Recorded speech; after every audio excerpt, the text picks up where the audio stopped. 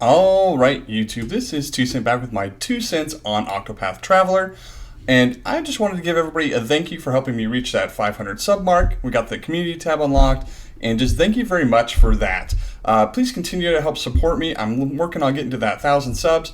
And enough of that. Let's get into the video here. We are talking today about how to get as many rubies as possible and what your kind of monthly income is for OCTOPATH TRAVELER in relation to banners and the potential collab pities and things like that. So let's get into it.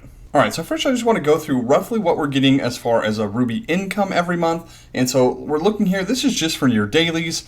So you get 5 every day for completing the daily tasks, and then weekly you're going to get an additional 30 for, completing up to 30 daily tasks. So you can see there, just from that, we're getting 270 per month on that, which is just short of a 10 pull. So let's look at the next part. So here's what we're getting for basically our login bonus, what we're getting in the mail from our Kate Scholar there. Every day we should be getting 10, except for every 10 days.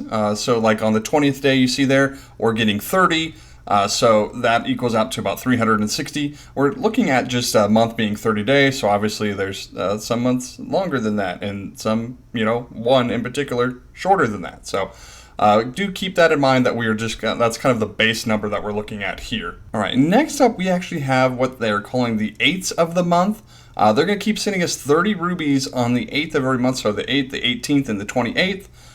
So there's 90 rubies there. I didn't put the math up there. I thought we might be able to get to that one together real quick. So that puts you another 90 there per month. So I actually think this is kind of fun and interesting. I haven't seen this in any other game, so I'm glad they're going with the theme here of OCTOPATH and giving us some extra rubies on those days. All right, in case you weren't able to keep up with the math on that, that makes 720 monthly.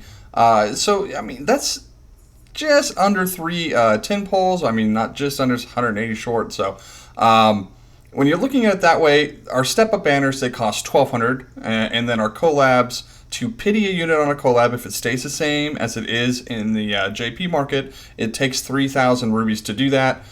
So 10 pulls there. So we're hoping that at least that stays the same or gets better anyway. So 720 a month. Obviously, that's going to be really difficult to kind of save up and keep pulling on other banners, especially if you're doing full step-ups, because you're looking at least 3 months to be able to save up for a collab. However, we're only talking about the kind of guaranteed login, do your daily kind of basic stuff in the game. So let's take a look at some of the other sources and just kind of think about maybe where we're at with these. So here's some of our other sources of rubies in the game. We have feats. There's hundreds of feats out there ranging anywhere from rewarding 2 rubies all the way up to 30, just depending on how complex the feat is. We have character side stories out there that are rewarding 20 to 30 rubies per character. So every time you add one to your team or another new stories unlock, you're just allowing yourself to get some more of that. And then we also have our influence. So every time you get another rank on your influence, you're getting at least 10 rubies from there. So there definitely are some other areas and aspects of this game besides our monthly income that's going to help kind of bridge the gap.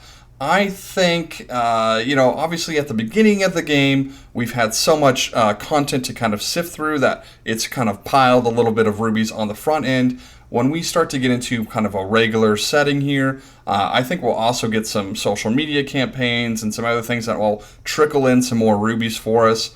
But I think we can kind of, confidently settle in that we're getting about anywhere from 1,200 to 1,500 free ruby access per month, as long as you're playing the game every day, doing your dailies, and just taking part in the content that they're presenting. I feel like that's pretty favorable. So when we're looking at if you should be pulling or not pulling, I think you really have to think, okay, do I want to have enough to be prepared for a collab when it comes out?